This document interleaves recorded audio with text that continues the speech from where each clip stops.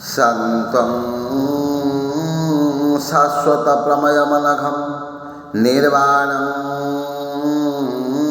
शान्तिप्रदं ब्रह्मा शम्भो फणीन्द्रसेव्यमनिशं वेदान्तं वेद्यं विभुं रामाख्यं जगदीशसुरगुरुं मायामनुष्यं हरिं वन्देऽहं करुणाकरं रघुवरं भूपालचूडामणि अतुलितबलधामं हेमशैलावदेहं धनुजवनक्रोशानं ज्ञानिनामग्रगण्यं सकलगुणनिधानं वानराणामधीशं रघुपतिप्रियभगतं वातजातं नमामि श्रीरामसेवकं वीरं आर्त्यातो विनाशकं भक्ताभीष्टफलं दात्रे नमामि वायुनंदनं। बोलिए भक्तवत्सल भगवान की जय।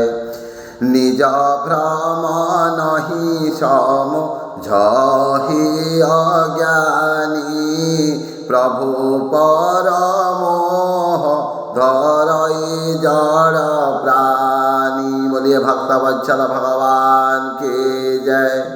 संत गोस्वामी श्रीरामचरित मानस महान ग्रंथरे आपण मानक पाई मो पाई मानव समाज पाई सुंदर दृष्टांत उपस्थापन कले।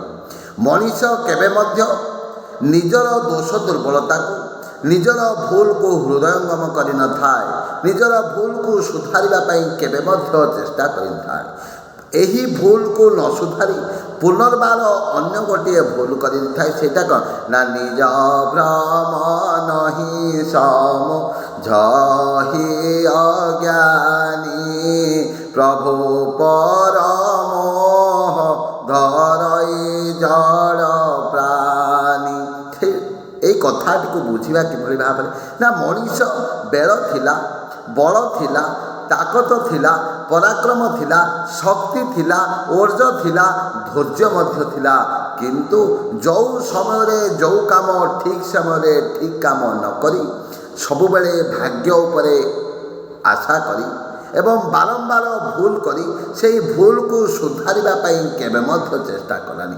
କିନ୍ତୁ ଯେଉଁ ସମୟରେ ବିପତ୍ତି ପଡ଼ିଲା, ଯେଉଁ ସମୟରେ ବେଳ ବଳ ପରାକ୍ରମ ତାକତ ଚାଲିଗଲା, ଭାଗ୍ୟ ଉପରେ ଏବଂ ଭଗବାନଙ୍କ ଉପରେ ଦୋଷାରୋପ କଲା। କହିଲେ ସୋ ପରତ୍ର ଦୁଃଖ ପାବହି ଶିର ଧୁନି ଧୁନି ପଚିତାହି काल ही कर्म ही ईश्वर ही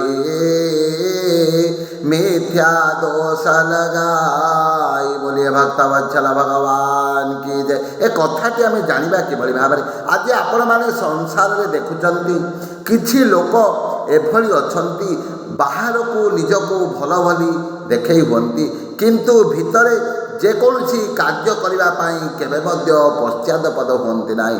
किंतु मनीष गोटे कथा सब बेले चिंता करने दरकार, मु कौन करुँची self analysis, self realisation, self dedication करने दरकार। आत्माहुति, आत्म उत्सर्ग एवं यह जदि करिपाइला मनीष कौन करिब ना निजर भूल को निश्चित भाव में सुधारी पारिब। आ गोटे कथा सब बेले चिंता करवा, आमको किए देखु बा न देखु आम आखि आम पाई ही साक्षी। आमे जहाँ करुचे आम आखि निश्चित भाव में देखुची। आउ जो आम शरीर माध्यम हो आम द्वारा हो आमे जो कर्म करवा तार फल आमको ही निश्चित भाव में भोग करने को पड़ो। तेणु यह जदि आम चिंता करी मनीष जदि कर्म करिब ठीक समय ठीक कर्म करिब, बेल बल थाउ थाउ जदि आम भगवान कथा को चिंता करवा, भगवान को सबकि बोली चिंता करिब, निश्चित भाव में तार देव दुर्लभ जीवनटा चरितार्थ फलप्रद हो। आम भगवान पाखक जाऊे, आम मंदिर को जाऊे, ସବୁବେଳେ ଭଗବାନଙ୍କୁ କ'ଣ କରୁଛେ, କିଛି ନା କିଛି ମାଗୁଛେ, କିଛି ପାଇବା ପାଇଁ ଆଶା ରଖୁଛେ, କିନ୍ତୁ କେହି ମଧ୍ୟ ଭଗବାନଙ୍କୁ ପାଇବା ପାଇଁ ଚିନ୍ତା କରୁନି, ଭଗବାନଙ୍କୁ ଦେଖିବା ପାଇଁ ଟିକେ ଚିନ୍ତା କରୁନି। ତେଣୁ ଭଗବାନ କୁହନ୍ତି, ଆରେ ତୁ ସବୁବେଳେ ସବୁ ଜିନିଷ ମୋତେ ମାଗିଲୁ, କିନ୍ତୁ ମୋତେ ଯଦି ନିଜକୁ ପାଇବା ପାଇଁ ଚେଷ୍ଟା କରିଥାନ୍ତୁ ତାହେଲେ ତୋର ଜୀବନଟା ଅତ୍ୟନ୍ତ ପୁଣ୍ୟବନ୍ତ ହୋଇଥାନ୍ତା, ଜୀବନଟା ସାର୍ଥକ ହୋଇଯାଇଥାନ୍ତା। କହିଲେ ସାଧନ ଧାମ ମୋକ୍ଷ କର ଦ୍ୱାରା ପାଇନ ଯେହି ପରଲୋକ ସମ୍ଭାରା ନରତନ ସମନହି କବନ ସଦେହି জীব চরাচর জাত ততেহি। উত্তরকাণ্ডরে লেখিলে সন্ত গোস্বামী কহিলে নরতন সমনহি কবন সদেহি। ନରତନୁ ଏ ମନୁଷ୍ୟ ଶରୀର ଭଳିଆ ଅନ୍ୟ କୌଣସି ଶରୀର ନାହିଁ। ତେଣୁ ଏହି ମନୁଷ୍ୟ ଶରୀର ମାଧ୍ୟମରେ ଆମେ ସଂସାର ରୂପକ ସାଗରରୁ ଅକ୍ଳେଶରେ ନିର୍ଦ୍ୱନ୍ଦ୍ୱରେ ସହଜରେ ମୁକ୍ତି ପାଇବାର ରାସ୍ତାଟା ଯଦି ଖୋଜିବା, ଏ ଦେବ ଦୁର୍ଲଭ ମାନବ ଜୀବନଟା ନିଶ୍ଚିତ ଭାବରେ ଚରିତାର୍ଥ ଫଳପ୍ରସୂ ହେବ। ଜୟ ଜୟ ଜଗନ୍ନାଥ, ଜୟ ଜୟ ଜଗନ୍ନାଥ, ଜୟ ଜୟ ଜଗନ୍ନାଥ।